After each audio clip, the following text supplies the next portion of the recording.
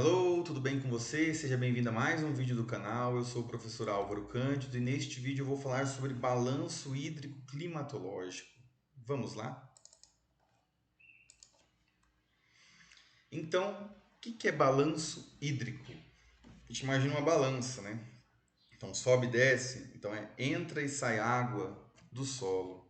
E qual que é o resultado de tudo isso? Então, primeiro, vamos falar sobre os componentes principais do balanço hídrico. Então, como entrada de água, pensando aqui o solo delimitado por esse retângulo azul, então neste retângulo azul terá o armazenamento de água. Tá? Por que foi considerado apenas isto? Foi arbitrário, então considerando que este é o volume de interesse.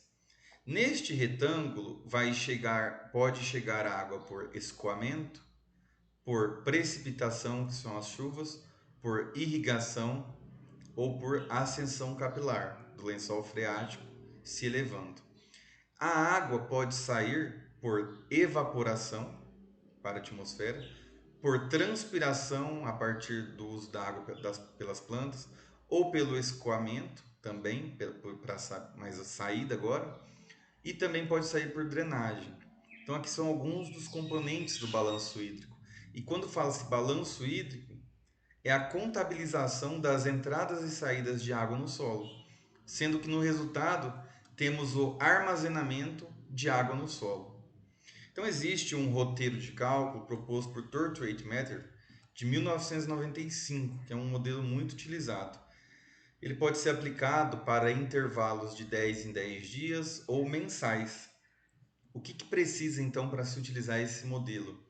Precisa dos dados da evapotranspiração de referência ou evapotranspiração potencial do mês ou dos decêndios, né, de 10 em 10 dias ou a cada 30 dias.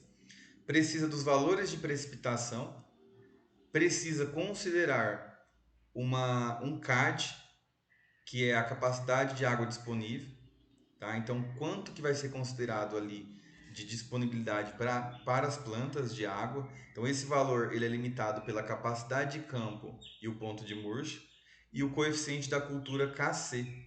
Então, para se utilizar esse método, precisa desses valores aqui. Agora, eu vou entrar em detalhe um pouco sobre como ter esses valores. Tá? Então, o objetivo final do balanço hídrico é preencher essa tabela aqui. E faremos juntos em um exemplo mais à frente. Que uma das principais variáveis é depois avaliar aqui, ó, a evapotranspiração real dividido pela evapotranspiração da cultura. Então, essa evapotranspiração da cultura ela é considerada como uma evapotranspiração potencial em condições ótimas. Porém, a evapotranspiração real é quando tem limitação hídrica. Então, esse valor ele vai variar de 1 até 0. 1, a planta está bem suprida de água, e 0, a planta não está sendo mal suprida, né? Então, não está evapotranspirando. Então, os passos do método, ele são compreendidos por esses 7 passos, tá? Então tem algumas regrinhas, eu vou entrar em detalhes no exemplo, mas são vários passos, mas não tem conta assim absurda. Perceba aqui que é conta de vezes, de menos, de mais. Aí o mais assim diferente talvez é que aqui tem que fazer uma conta de divisão, o resultado. Aí você vai ter que fazer o logaritmo natural do resultado. Como que faz isso, professor? Calculadora tem o ln aqui, ln. Tem também aqui, continuando, o exponencial. Então também a calculadora faz isso. Muitos celulares já fazem isso. Então, tirando o logaritmo natural e o exponencial, aí vamos ter continhas de menos, tá? De mais. Então, isso vamos fazer mais à frente aplicado, para ficar mais fácil o entendimento. A textura do solo, então, interfere no armazenamento de água, porque eu falei que o CAD, que é igual também, outra sigla que eu gosto muito de utilizar, o CTA, capacidade total de armazenamento, é igual que essa equação, que depende da capacidade de campo e depende da umidade no ponto de murcho. Então, a diferença entre umidade na capacidade de campo e umidade no ponto de murcho vai dizer a capacidade de armazenamento do solo, tá? Isso, claro, considerando a profundidade e a densidade do solo. É por isso que a textura interfere, porque cada solo, com as suas diferentes texturas, vão possuir valores diferentes de armazenamento máximo de água, que é a capacidade de campo, e de armazenamento em que a planta vai murchar se chegar nessa umidade, tá? Então cada solo vai ter a sua característica. Então, existe aqui uns padrões. A capacidade, o CAD, ele pode ser considerado de 100 a 125 para a maioria das culturas. Quando tem sistema radicular pouco profundo, de 25 a 50, para florestas, árvores grandes, não, já florestas adultas, de 250 a 300 milímetros. Então, para o cálculo, para o balanço hidroclimatológico por essa metodologia que eu estou apresentando, então, para calcular a ETP, pode-se utilizar o torque rate, que eu já apresentei no vídeo anterior. Então, o torque rate precisa da localização, né, para utilizar a tabela, e também precisa da temperatura média mensal, porque esse é um cálculo de evapotranspiração potencial em que se utiliza a temperatura média mensal.